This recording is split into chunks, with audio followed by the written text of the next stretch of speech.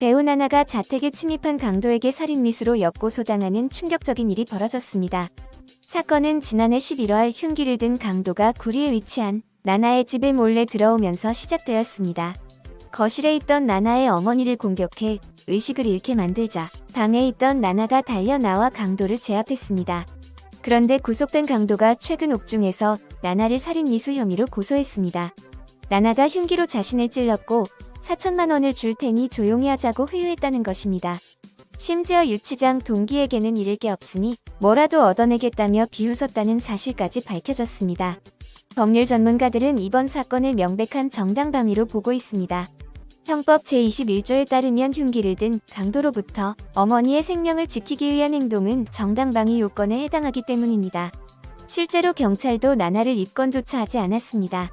여론은 강도의 파렴치한 행동에 분노하고 있습니다. 네티즌들은 강도가 고소를 한다니 세상이 미쳐 돌아간다. 나나씨 정말 무서웠을 텐데 대단하다. 가해자에게 더 엄중한 처벌이 필요하다는 반응을 보이며 응원을 보내고 있습니다. 나나의 소속사는 이번 사건을 유명인을 노린 악질적인 2차 가해로 규정하고 어떠한 선처도 없이 강력한 법적 대응을 하겠다고 발표했습니다. 최근 방송인 박나래와 전 매니저 간의 폭로전이 연예계를 뜨겁게 달구며 대중의 피로감이 극에 달하고 있습니다. 시작은 박나래의 전 매니저가 온라인을 통해 자신의 억울함을 호소하는 글을 올리면서부터였습니다. 매니저는 박나래의 부당한 대우와 갑질을 주장하며 24시간 대기, 개인적 심부름, 박나래 전남친과의 관계, 여기에 연예계를 뒤흔든 주사이모 논란까지 구체적인 사례들을 폭로했습니다. 이에 박나래 측은 즉각 해당 주장을 반박하며 사실과 다르다고 맞섰습니다. 박나래 소속사는 매니저의 주장이 일방적이며 명예훼손에 해당한다고 강경한 입장을 보였습니다. 양측은 연이어 폭로와 재반박을 거듭하며 진실 공방을 펼쳤고 그 과정에서 과거 박나래가 출연했던 방송 내용까지 재조명되며 논란의 불을 지폈습니다. 특히 이 과정에서 난데없이 개그우먼 김지민의 결혼식까지 소환되며 대중의 혼란은 더욱 가중되었습니다.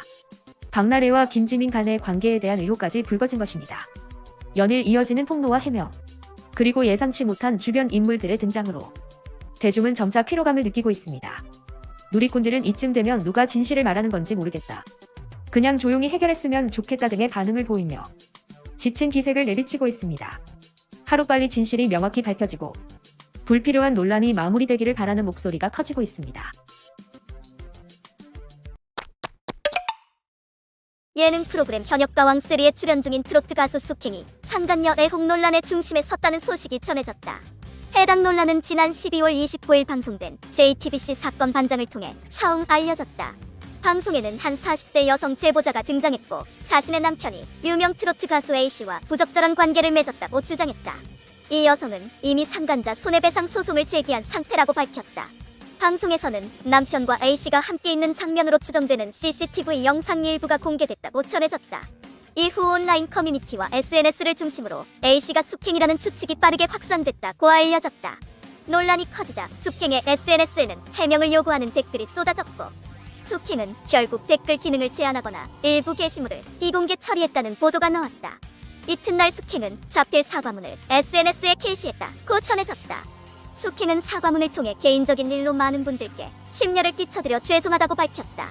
이어 현재 출연 중인 현역가왕3 프로그램에 더 이상의 피해를 주지 않기 위해 하차를 결정했다고 전했다. 제작진과 동료 출연진 그리고 시청자들에게 사과의 뜻을 전했다.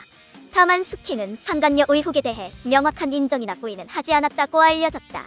대신 모든 사실관계는 법적 절차를 통해 정리하겠다는 입장을 밝혔다. 일부 보도에 따르면 숙행 측은 당사자 간 혼인관계가 이미 파탄난 상태였다는 주장도 제기했다고 전해졌다. 그러나 이 부분 역시 공식적으로 확인된 사실은 아니라는 점이 강조됐다. 현역가왕3 제작진은 숙행의 하차 결정 이후 편집 및 향후 방송 방향에 대해 별도의 공식 입장을 내놓지 않았다고 전해졌다. 이번 논란으로 숙행의 향후 방송 활동과 법적 대응 여부에 관심이 집중되고 있다. 숙행은 현재 추가 입장 발표 없이 법적 대응을 준비 중인 것으로 알려졌다. 상간녀 의혹, 방송 하차, 그리고 법적 공방 가능성까지 트로트 가수 숙행을 둘러싼 논란은 당분간 이어질 전망이다. 박나래, 차 안에서 벌어진 충격적인 행각이 폭로됐다. 전 매니저들이 노동청에 낸 진정서 내용이 그야말로 점입 가경이다. 운전 중인 매니저 바로 뒷좌석에서 박나래가 동승한 남성과 부적절한 행위를 지속했다는 거다. 매니저는 운전대를 잡고 있어 자리를 피할 수도 없는 상황. 박나래가 사용자 지위를 이용해 원치 않는 상황을 시각적, 청각적으로 강제 인지하게 했다는 게 매니저의 주장이다.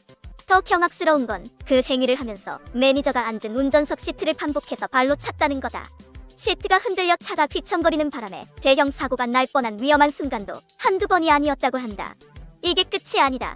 한 달 450시간, 그야말로 노예처럼 일한 매니저에겐 월 300만 원 주면서 정작 일도 안 하는 전 남친에겐 월 400만 원씩 챙겨주고 전세금 3억까지 보냈다는 의혹도 터졌다. 여기에 집에서 주사 이모에게 불법 의료 시술을 받았다는 사실까지 발각되며 주사 이모는 출국 금지 조치까지 내려진 상태다.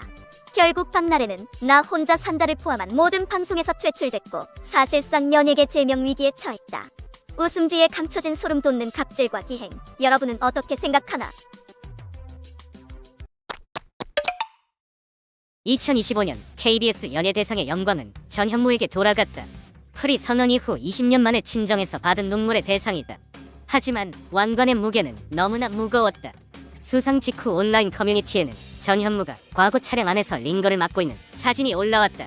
최근 논란이 된 불법 의료시술 의혹과 맞물리며 여론은 급격히 악화됐다. 전현무는 피하지 않았다. 무려 9년 전에 진료기록부를 가감없이 공개하며 정면 돌파를 시도했다. 이 과정에서 발기부전 치료제인 엠빅스 처방 내역까지 노출되는 해프닝이 벌어졌다. 자신의 치부까지 드러내며 결백을 주장한 그의 모습에 대중은 당황하면서도 진정성을 인정했다. 사실 KBS 연예대상은 오래전부터 잔혹한 저주로 유명하다. 2004년 대상 수상자 이혁재는 이후 폭행 사건에 휘말리며 방송계를 떠났다. 2013년 김준호는 소속사 분쟁과 도박 의혹으로 고통받았고 2015년 이휘재 역시 진행 논란과 함께 침체기를 겪었다. 2016년 김종민 이후에는 프로그램 자체가 존폐 위기에 처하는 상황이 반복됐다. 대상을 받는 순간부터 내리막길이 시작된다는 이 괴담은 연예계 공식처럼 굳어졌다. 전현무는 이번 링거 논란을 전공법으로 잠재우며 저주의 사슬을 끊어내는 듯 보인다. 과연 그가 독이 든 성배를 이겨내고 2026년에도 왕좌를 지킬 수 있을지 귀추가 주목된다. 저주는 아직 끝나지 않았을지도 모른다.